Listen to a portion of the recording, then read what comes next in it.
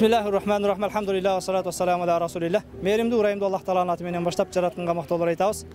Ассаламу алейкум урматтуу мекендештер, өзгөчө Ош шаарынын Ордолуу Ош шаарынын тургундары. Бүгүн биз Бишкек шаарынан кирген Ак Демилге фонду менен биргеликте Аянба коомдук фонду Ош шаарындагы аз камсыз болгон үй бүлөлөргө, жетим жесирлерге, муктаждарга 200 үй бүлөгө Рамазан баштыкчасын таратып отурабыз. Ушуга себепчи болгон жалпы бир туугандардан Аллах разы болсун. Аллах Таала кереметтүү Кур'анда "Ва ма тунфиқ мин хайрин таджидуху индаллах" кайсы гана жакшы нерсени Алла жолунда сарптасаңар, Кудайдын астында табасыңар дейт. Мен ойлойм, мына ушул кылган хайыр исанын соогу менен эртең кыяматта жараткан Аллах Тааланын ыраазычылыгына жетүүгө себеп болуп, бейишке кирүүңүзөргө себеп болсун. Аллах Таала ушул жардамдардын колун сунгандардан жалпысынан өзү разы болуп, эки дүйнөнүн бактылуулугун берсин. Ассаламу алейкум ва рахматуллахи ва баракатух.